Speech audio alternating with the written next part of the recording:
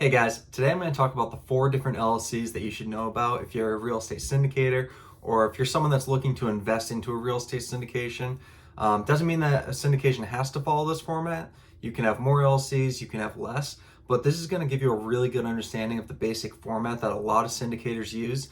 And I'm going to explain the different tax advantages for this structure and how you can incorporate this in your business.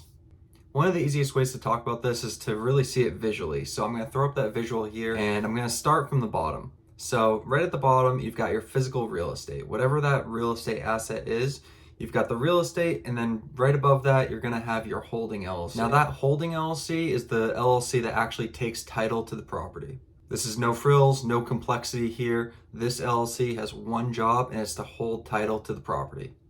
This LLC also is only going to have one owner, and that one owner is going to be the Syndicate LLC. Since it only has one owner, this LLC isn't typically going to require a separate partnership tax return. All of this LLC's activities are going to be reported on the Syndicate LLC's tax return. Next up is the Syndicate LLC, and this is really the heartbeat of this entire structure. This is where the capital is going to come in. This is where the GP is going to have their ownership, the LP will have their ownership, and this is going to be the sole owner of that holding LLC. This LLC is also where you're going to find the crucial operating agreement language that's going to determine the management of the property and also the distribution of profits. This LLC is also typically going to have the most complicated tax return because it's going to be issuing K1s to both the LP investors and the GP. Typically, it's going to be taxed as a partnership for both federal and state income tax purposes.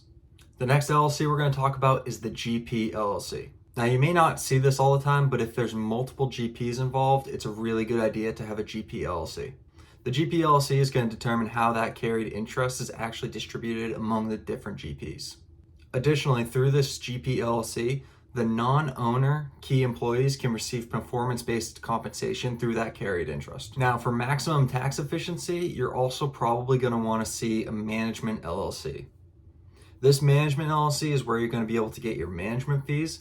So the carried interest is going to go up to the GP LLC, and any management fees should be going to the management LLC. Setting it up this way is going to allow that management LLC to eventually become an S Corp.